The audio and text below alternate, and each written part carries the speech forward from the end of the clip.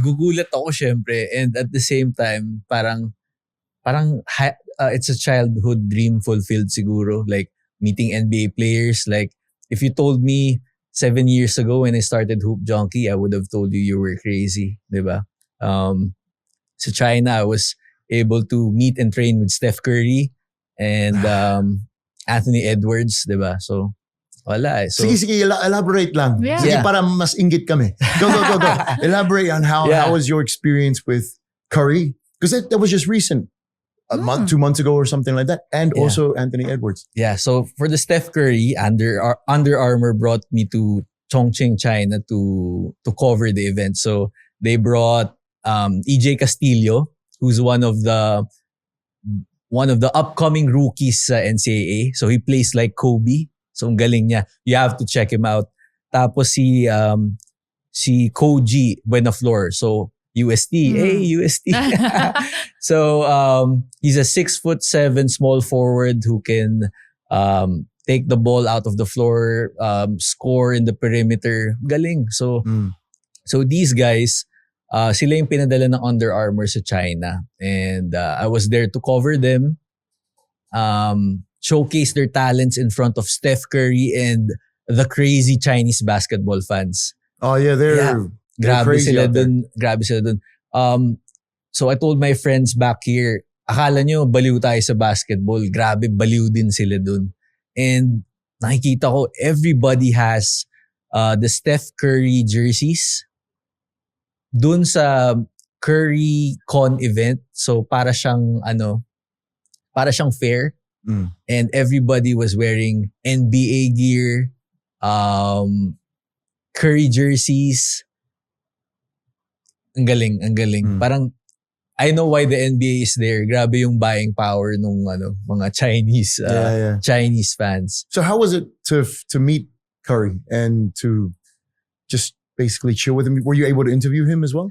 No. Pero there was a media camp where certain creators or media people can go sa court to train with him. And pare, grabe, I was just in awe. Palapit pa lang kami sa court, parang shit, nararamdaman ko nandito na siya. And nararamdaman ko na yung May ba? yung May aura. halo ba? Parang may presence, ganun? Oh, actually may video ako nun. I'll share it to you later. Parang palapit pa lang kami sa court, naririnig namin yung bola nagbabounce. And parang sabi ko sa kasama ko na siya na yun. That feeling, right? Like, he's there, man. Yeah, he's there. Ano yun? Siya na yun. And so yeah, nakita na namin. And you know what he does? He was shooting these crazy jumpers from half court. And talagang pumapasok yung shots, you know. So it's for real. Oh, You got to see him in the flesh. Totoo talaga yung Totoo mga... na. Wow. Sorry, nag-training din kayo? Yeah. Nag-drills kayo, right? Yes. Nakilaro kayo? Nakakakababa to play with them? Oo, kasi syempre. Anong feeling? Okay, sorry. May balanse ba ng... Baka may sabihin akong ano. May balanse ba ng I can't F this up? Yeah. Tas merong, teka, papakitaan ko nga to. May ganun ba? Ano ba yung feeling?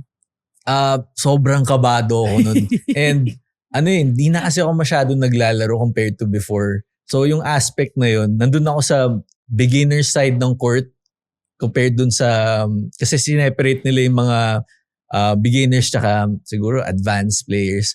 So sabi ko, ayoko doon na lang ako sa beginners. na lang. Pwede ka pumili. Pwede ako pumili, para safe.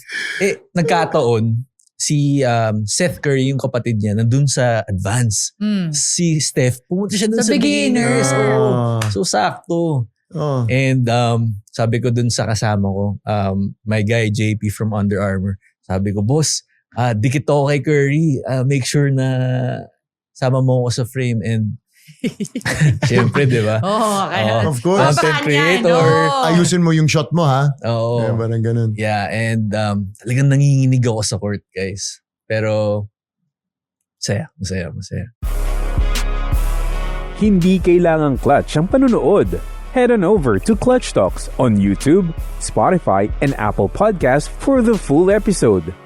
Leave a like, comment, and subscribe on Clutch Talk Social na rin para hindi mahuli sa Usapang Clutch.